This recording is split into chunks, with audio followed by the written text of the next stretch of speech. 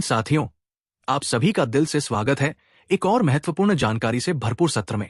आज हम उन विषयों को विस्तार से समझने जा रहे हैं जो देश के लाखों केंद्रीय कर्मचारियों और पेंशन भोगियों के जीवन से सीधा जुड़ाव रखते हैं।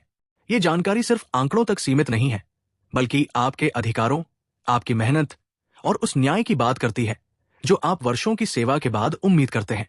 ये वीडियो आपके लिए जरूरी है क्योंकि इसमें छिपे हैं वो सारे संकेत जो आगे आने वाले समय में आपकी पेंशन, महंगाई भत्ता, एरियर और वेतन से जुड़ी व्यवस्थाओं को प्रभावित करने वाले हैं। इसलिए इसे शुरू से अंत तक जरूर देखें और चैनल को समर्थन देने के लिए लाइक और सब्सक्राइब जरूर करें ताकि सरकारी कर्मचारियों की सही आवाज आप तक लगातार पहुंचती रहे। शुरुआत करते हैं उस मुद्दे से जो हर पेंशनर के मन में सवाल बनकर उभर रहा है। पेंशन की रिकवरी को लेकर हाल में कई मामलों ने सनसनी फैला दी है। कई पेंशनर्स को ऐसी चिट्ठियां मिल रही हैं जिनमें बैंकों ने यह तक कह दिया है कि अगर गलती से किसी खाते में अतिरिक्त पेंशन राशि चली जाती है तो उसे न केवल पेंशनर से बल्कि उनके नॉमिनी और लीगल वारिसों से भी वसूला जाएगा। ये बात सिर्फ चौंकाने वाली नहीं बल्कि न्याय व्यवस्था के मूल सिद्धांतों के खिलाफ है।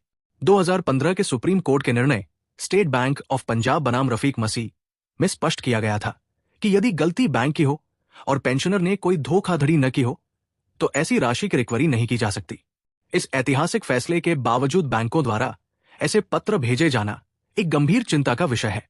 यदि आप भी इस प्रकार की स्थिति का सामना कर रहे हैं तो आपको तुरंत अपने विभाग और उच्च अधिकारियों से संपर्क करके स्थिति स्पष्ट करनी चाहिए ताकि आपकी मेहनत की कमाई को बिना वजह की कानूनी उलझनों में न घसीटा जा सके। अब बात करते हैं जुलाई 2025 की पेंशन अद्यतन की। हाल ही में देश भर में हजारों पेंशनर के पीपीओ पेंशन भुगतान आदेश अपडेट किए गए हैं। उदाहरण के लिए रंजीत सिंह नामक पेंशनर को स्पर्श पोर्टल के माध्यम से न केवल नया पीपीओ मिला बल्कि 4,26,860 रुपए का लंबित एरियर भी उनके खाते में जमा कर दिया गया। यह बताता है कि सिस्टम में कुछ हद तक गति आई है, लेकिन अभी भी ये प्रक्रिया सभी के लिए समान रूप से निष्पादित नहीं हो रही। कई पेंशनर अब भी पीपीओ अद्यतन, एरियर भुगतान और स्पर्श पोर्टल की तकनीकी खामियों से परेशान हैं। इसी बीच भारत पेंशनर समाज की ओर से एक महत्वपूर्ण एडवाइजरी भी सामने आई है जिसमें वैलिडेशन क्लोज की अवधारणा को स्पष्ट किया गया है। यह बताया गया है कि वैलिडेशन क्लोज का मतलब ये नहीं कि पेंशन एंटाइटलमेंट खत्म हो गया। साथ ही यह भी कहा गया कि 8वें वेतन आयोग को लेकर अब तक कोई टर्म्स ऑफ रेफरेंस जारी नहीं किया गया है। सरकार को मजबूती से याद दिलाया गया है कि केवल आशंका के आधार पर सुप्रीम कोर्ट हस्तक्षेप नहीं करेगा। पेंशनर्स को संगठित होकर औपचारिक ज्ञापन के माध्यम से अपने अधिकारों के लिए लड़ना होगा। इसी क्रम में जेसीएम संयुक्त परामर्श तंत्र के सचिव श्री शिव गोपाल मिश्रा द्वारा केंद्र सरकार को लिखा गया एक पत्र भी चर्चा में है।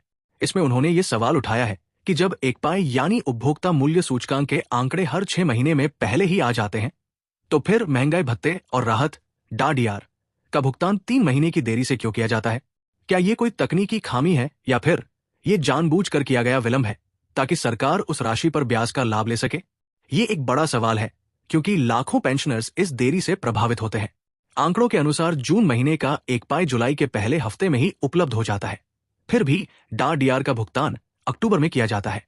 सरकार डिजिटल इंडिया की बात तो करती है, लेकिन DAR के डिजिटलीकरण और समय पर भुगतान में आज भी ढिलाई बरती जा रही है। श्री मिश्रा ने यह भी सुझाव दिया है कि इस प्रक्रिया को कैबिनेट मीटिंग की मंजूरी पर आधारित रखने के बजाय ऑटोमेटेड सिस्टम के जरिए तुरंत लागू किया जाए ताकि कर्मचारी और पेंशनधारी राहत महसूस कर सकें।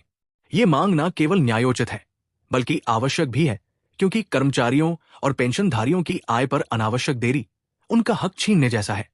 अब बात करते हैं एक बड़ी संभावित राहत की, 3% महंगाई भत्ते और राहत में बढ़ोतरी की संभावना की। जुलाई से दिसंबर 2025 तक के लिए महंगाई भत्ता और राहत में कुल 3% की वृद्धि अनुमानित की गई है। वर्तमान में ये दर 55% है जो बढ़कर 58% होने जा रही है। सरकार द्वारा अक्टूबर में होने वाली कैबिनेट मीटिंग के बाद इसका औपचारिक ऐलान किया जाएगा और इस बढ़े हुए लाभ का भुगतान अक्टूबर की सैलरी और पेंशन में शामिल किया जाएगा। साथ ही जुलाई, अगस्त और सितंबर महीने का एरियर भी एक मुश्त ट्रांसफर किया जाएगा।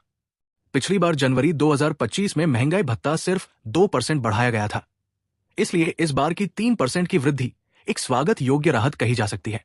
दूसरी ओर देश के पेंशनर्स को एक और गंभीर खतरे का सामना करना पड़ रहा है, साइबर फ्रॉड। ये केवल धोखाधड़ी नहीं है बल्कि बुजुर्गों की मेहनत की कमाई पर सीधा हमला है। साइबर अपराधी फर्जी कॉल, मैसेज और वेबसाइट के जरिए पेंशनर से उनकी बैंक डिटेल, ओटीपी और व्यक्तिगत जानकारी हासिल करके उनके खातों से पैसा निकाल रहे हैं। कई मामले सामने आए हैं जहां स्पार्श पोर्टल अपडेट, जीवन प्रमाण पत्र या पीपीओ सुधार के नाम पर लोगों को झांसे में लेकर ठगा गया है। ऐसे में पेंशनरों को बेहद सतर्क रहने की आवश्यकता है। किसी भी अनजान कॉल या वेबसाइट पर भरोसा न करें। केवल सरकारी और अधिकृत प्लेटफॉर्म का ही इस्तेमाल करें। सरकार और बैंकों को भी इस दिशा में सख्त कदम उठाने चाहिए ताकि पेंशनर सुरक्षित रह सके।